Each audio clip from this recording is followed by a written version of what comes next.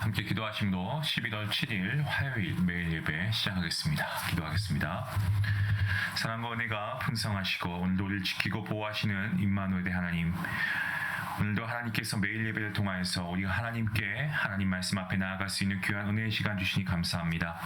하나님, 오늘도 우리 안에 함께 하시고 우리가 정말 예수 그리스도의 구원의 은혜의 십자가에 그러한 사랑으로 우리가 충만케 허락하시고 오늘도 우리가 이러한 삶의 능력을 가지고 소망을 가지고 주님 안에 우리가 기쁨으로 살아갈 수 있도록 하나님 우리의 삶을 인도하여 주시옵소서. 우리가 각자의 처소에서 모이는 이 예배를 통하여서 하나님께서 하늘 문을 여시고 하늘로부터 내리는 신령한 복이 흘러 넘치는 시간 되게 허락하시고 우리를 구원하여 주신 예수 그리스도의 보혈을 의지하며 나아갈 때에 놀라운 그러한 말씀의 은혜와 축복을 경험하는 시간 되게 허락하여 주시옵소서. 사랑하는 성도님들을 위해서 기도합니다. 모든 것이 정말 우리에게는 어려운 상황을 살아가고 있습니다.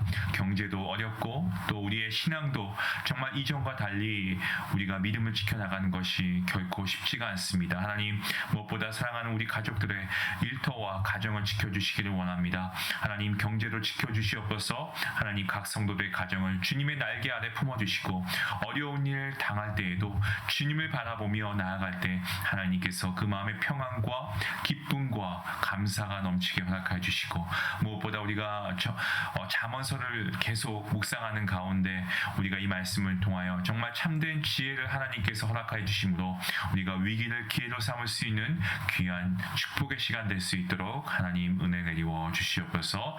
감사하며 예수님의 이름으로 기도합나이다. 아멘. 찬송가 343장 함께 하시겠습니다.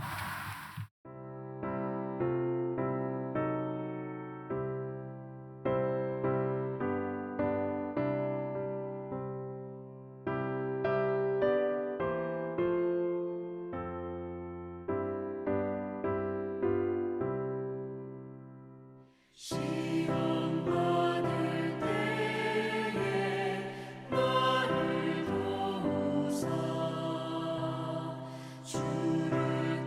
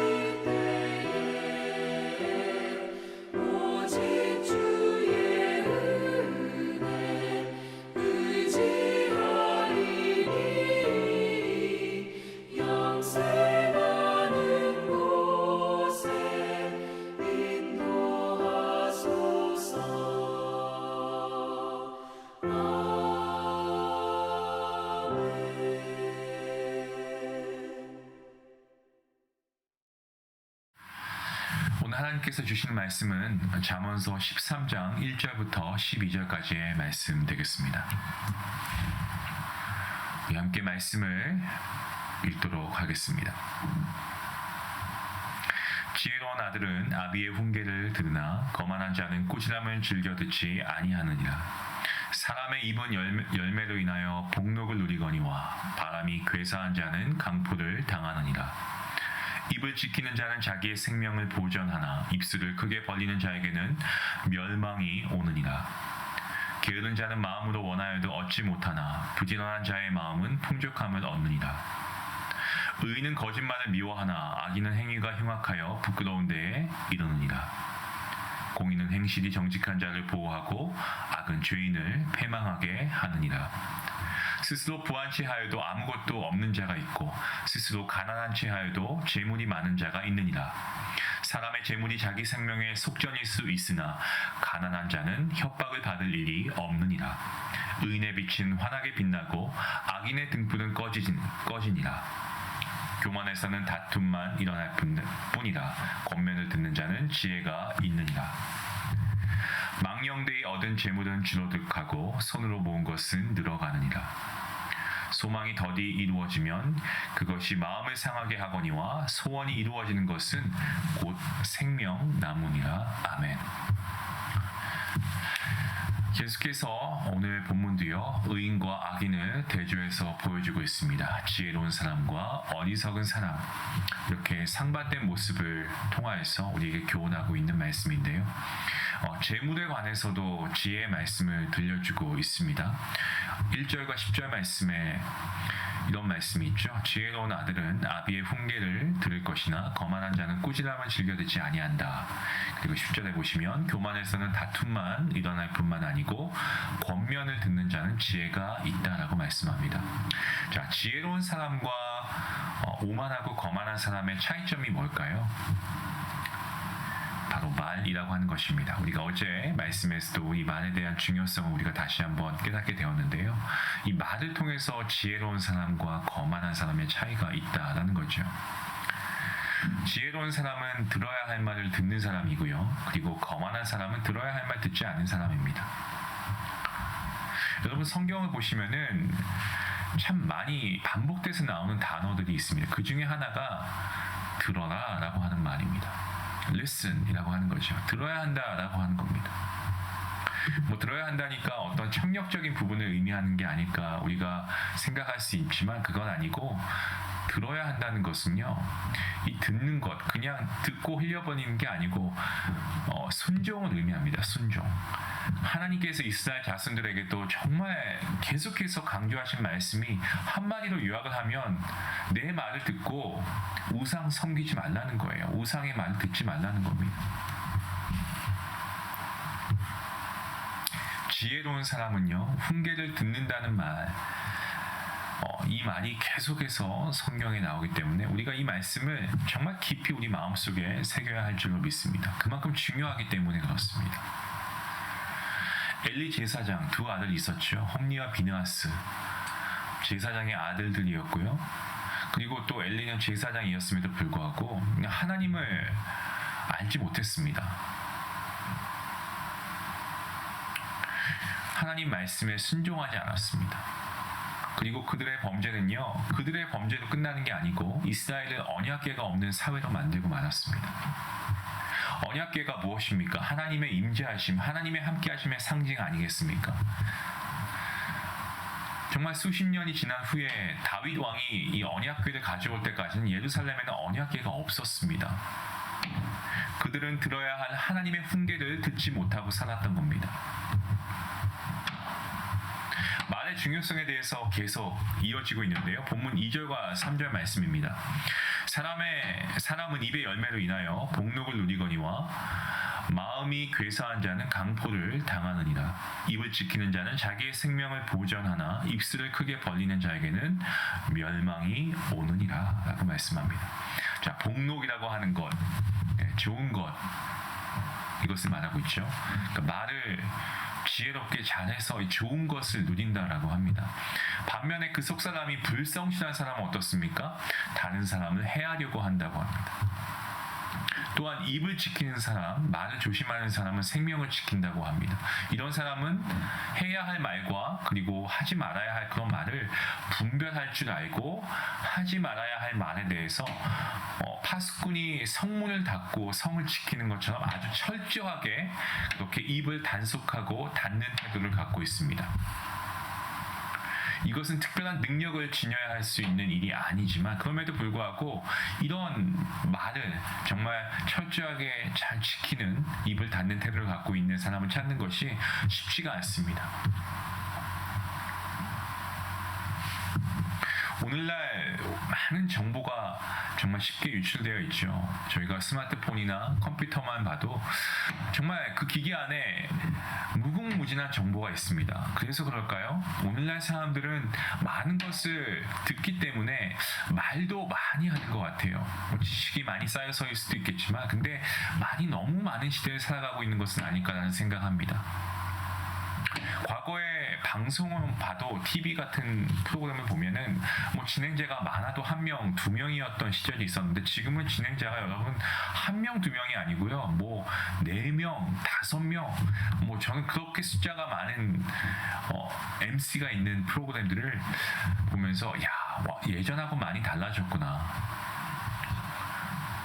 심지어 MC들보다 게스트가 더 적은 경우들도 있죠. 또 반대로 진행자도 많고 게스트도 많은 경우도 있고요. 마치 이걸 보면은 서로 무슨 말하는 것을 경쟁하는 것처럼 보입니다. 그래서 저는 요즘 프로그램에 좀 집중하는 게 어렵더라고요. 많이 혼란스럽습니다. 진행자 1명에 초대 손님 1명, 좀 집중적인 대담 프로그램 이런 것들은 좀 요즘에 찾기가 어려운 것 같습니다. 자, 우리가 오늘 말씀을 통해서 알게 되는 것은 우리가 좀 말을 줄여야 한다는 말씀을 드리는 것은 아니지만 우리가 필요한 말, 그렇지 않은 말 우리가 좀 잘 분별해서 할 수 있으면 하는 그러한 바람이 있습니다. 그 말씀을 지혜자가 오늘 우리에게 말하고 있는 것입니다. 자, 그리고 입술을 크게 벌리는 사람은요 자신을 망하게 한다고 합니다. 입을 크게 벌리는 사람, 느낌 그대로 좀 말을 포장을 많이 하는 거죠. 실제 있었던 말이 아니고 과장된 말을 하고요. 심지어는 본인이 책임질 것도 아니면서 아주 무책임한 그런 말을 하는 사람, 혹은 다른 사람을 비방하는 사람 있습니다. 여러분, 누군가를 향해서 손가락질 하면 어떻습니까? 이 손가락질 한 손가락 외에 나머지 손가락, 3개의 손가락은 자신을 향하고 있지 않습니까? 그런 것처럼 자기가 내뱉은 말이 나중에 이게 다시 올무가 되거나 비수가 되어서 자기 자신을 향해서 날아오는 경우가 있습니다. 그래서 자기가 했던 말 때문에 자기가 무너지는 것입니다. 지금 공사가 좀 진행 중인데요. 여러분 양해의 말씀을 좀 구하겠습니다. 지금 소리가 좀 소음이 나더라도 이해해 주시면 감사하겠습니다. 자, 4절 말씀 보시면 게으른 자는 마음으로 원하여도 얻지 못하나 부지런한 자의 마음은 풍족함을 얻는다. 여러분 어떻습니까? 학생이 공부를 열심히 하겠다는 마음을 간절히 품는다고 해서 좋은 성적이 나옵니까? 그냥 내가 열심히 잘해야 되겠다 이런 생각만 가지고 있어서 공부를 잘할 수 있나요? 아니죠. 노력을 해야죠. 과정이 있어야 됩니다. 공부를 잘하기 위해서는 공부를 열심히 하는 그 과정이 반드시 있어야 가능합니다. 공부를 좀 잘하는 학생과 좀 덜 잘하는 학생, 공부를 좀 덜 잘하는 학생 같은 경우에는 시험을 앞두고 공부해야지 수십 번도 수백 번 다짐합니다.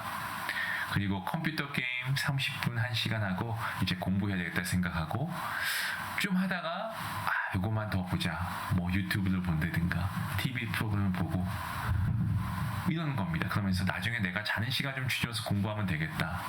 공부에 대한 생각은 정말 많이 합니다. 근데 정작 공부는 안 합니다. 하지만 공부를 더 잘하는 학생은 어떻습니까? 놀고 싶은 마음 왜 없겠습니까? 영화도 보고 싶고 좀 쉬고 싶고, 하지만 시험이 앞에 있으니까 책상을 떠나지 않습니다. 해야 될 것을 해야 된다는 그런 책임감을 가지고 합니다. 그래서 우리가 생각하고 우리의 몸이 움직이는 데까지 우리가 얼마나 시간이 걸리는가, 이 사람마다 다 편차가 있겠죠. 근데 그것이 우리의 수준을 말합니다. 생각만 많이 하고 행동을 더디하는 사람, 아니면 그 생각할 시간에 그 생각한 것을 먼저 행동으로 옮기는 사람. 과연 여러분은 어떠한 그러한 단계에 속하십니까? 한번 생각해 보시면 어떨까 싶습니다. 본문 8절 말씀을 보시면 사람의 재물이 자기 생명의 속전일 수 있으나 가난한 자는 협박을 받을 일이 없다라고 말씀합니다.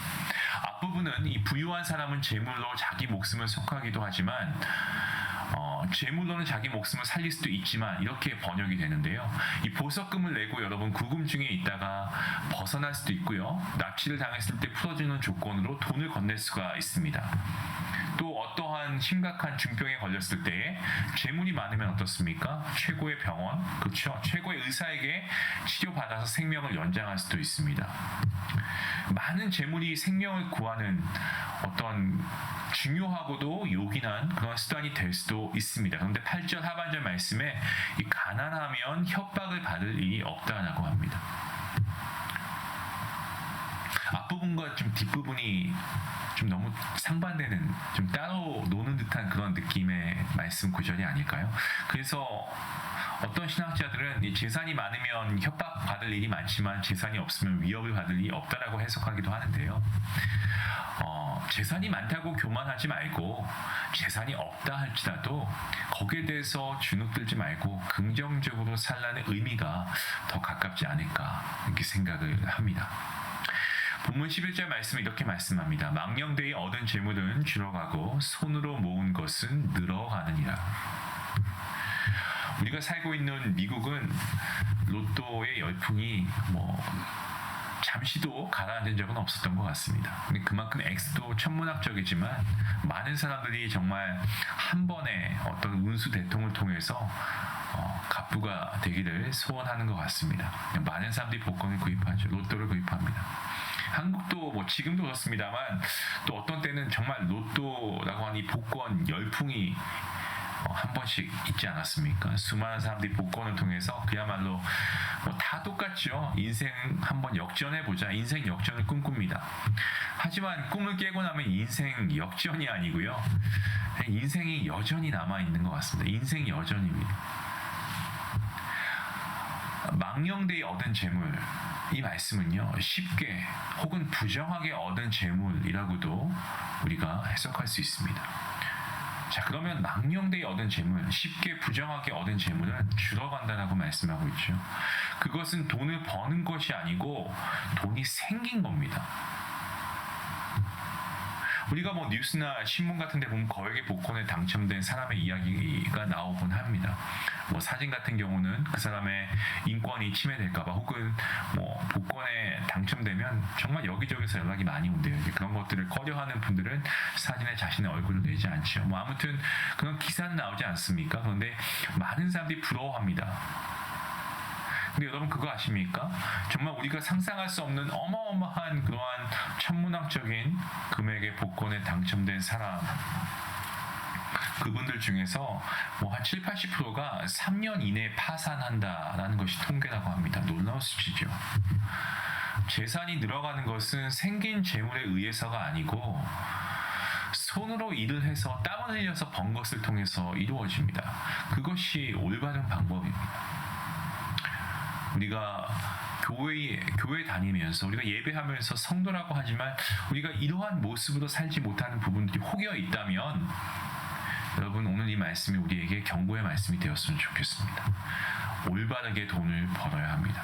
그리고 사실 우리가 힘써 벌었다고 해도 사실 모든 것을 주시는 분은 하나님이시기 때문에 우리가 더 정직하게 열심히 일을 해야 하는 이유가 거기에 있습니다. 우리가 이 사실을 잊고 우리의 삶의 자리에서 최선을 다했으면 하는 바람이 있습니다. 오늘 본문 12절 말씀을 보시면 소망이 더디 이루어지면 그것이 마음을 상하게 하거니와 소원이 이루어지는 것은 곧 생명나무니라 라고 말씀합니다. 여러분 삶을 살아갈 때 어떻습니까? 나는 좀 부정적인 삶을 살아가고 있나?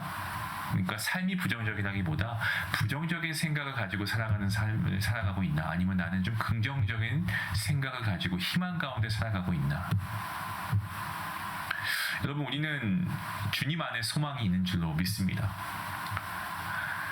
하지만 우리가 주님 안에 소망이 있지만 우리가 때론 막연한 희망 속에서 사는 경우들도 있죠. 근데 우리가 희망을 막연하게 가지고 있지만 우리가 현실 가운데 살아가다 보면은 어떻습니까? 우리가 눈을 두 개를 가지고 있는데 두 개의 눈을 가지고 우리가 한 눈으로 미래의 희망을 보고 또 한 눈으로 우리가 정말 지금 살아가고 있는 어떤 냉혹한 그러한 현실 세상을 보는 사람이 우리 아니겠습니까? 사실 저는 이러한 모습들이 때는 우리에게 용기가 좀 주저앉게 되는 그러한 상황을 만들 수 있지만, 오히려 우리가 현실을 바라보기 때문에 우리가 희망을 가지고 살아가지만 이러한 현실 가운데 우리 스스로가 더 노력해야 될 부분, 또 아닌 부분들을 우리가 같이 알아볼 수 있는, 또 우리가 그것들을 우리가 한번 지켜볼 수 있는 그러한 시간이기도 하다라는 사실입니다. 제가 왜 이 말씀을 드리냐면, 우리가 정말 살아갈 때에 우리가 소망을 가지고 살아가는 것이 너무나 중요하다는 말씀을 드리는 겁니다. 우리가 희망을 가지고 살아가지만 현실을 볼 때 우리가 낙담하잖아요. 하지만 우리가 그리스도인이라고 한다면 우리가 항상 그럴 때마다 현실 속에서 우리의 눈을 들어서 주님을 바라보고 현실을 뛰어넘는 우리의 현실을 정말 하나님께서 주시는 소망 가운데 살아가면 우리의 상황이 변하지 아니하여도 우리는 이 삶 가운데 충분히 우리는 행복하고 기쁘고 감사한 삶을 살아갈 수 있습니다. 주님께서 그러한 믿음과 마음을 주신다면 말입니다. 때문에 우리가 정말 의로운 사람의 길과 악한 사람의 길, 우리가 오늘 말씀을 통해서 계속해서 우리가 보고 있지 않습니까? 저와 여러분, 어떠한 사람입니까?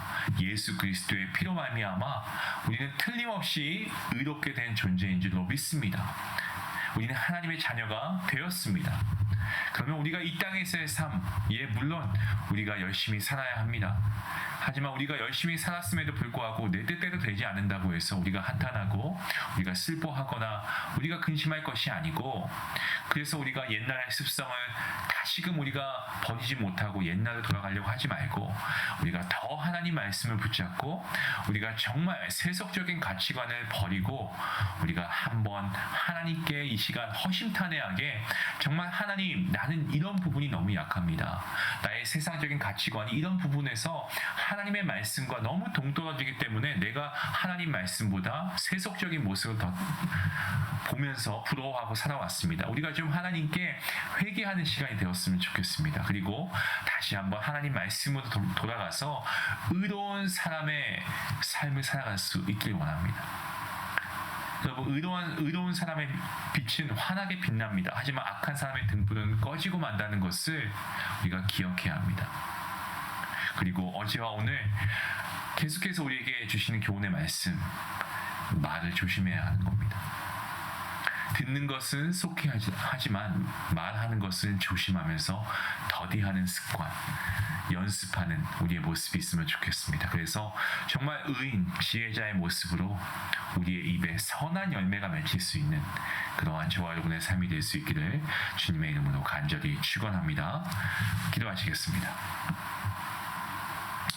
하나님 감사합니다. 오늘 하나님께서 의로운 사람과 또한 악한 사람, 이러한 대조를 통해서 과연 나는 어느 쪽에 속해 있는가를 다시 한번 깨닫게 해주시니 감사합니다. 하나님, 우리는 정말 예수님의 십자가의 보혈의 은혜로 말미암아 정말 하나님의 전적인 은혜로 우리는 구원받은 하나님의 자녀인 줄로 믿습니다. 때문에 우리의 삶이 세상의 사람들과 세상의 가치관과 똑같이 우리가 살아가서는 안 될 터인데, 우리가 머리로는 알고 있지만 그렇게 살지 못하는 우리의 모습을 보아옵니다. 하나님, 우리의 연약함을 먼저 하나님께서 아시오니 성령 하나님께서 우리의 우리에게 다시금 정말 거룩하고 강한 믿음 허락하여 주시고, 무엇보다 우리가 이 삶을 살아가는 동안에 오직 붙잡아야 할 것은 하나님의 말씀인 줄로 믿고, 오늘도 우리가 오늘 주신 말씀을 통해 깨달은 이 바를 가지고 순종하며 하나님의 말씀으로 돌아갈 수 있는 귀한 우리 모두가 될 수 있도록 하나님 함께하여 주시옵소서. 우리의 입술에 선한 하나님의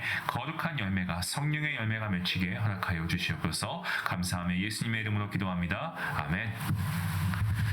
우리 말씀 생각하시면서 함께 기도하시겠습니다. 우리의 말을 조심하며 또 우리가 오늘 하나님의 말씀으로 다시 돌아갈 수 있는 의로운 사람, 그래서 하나님의 빛을 발할 수 있는 그러한 그리스도인이 되게 해 주시옵소서. 우리 같이 함께 기도하기 원합니다.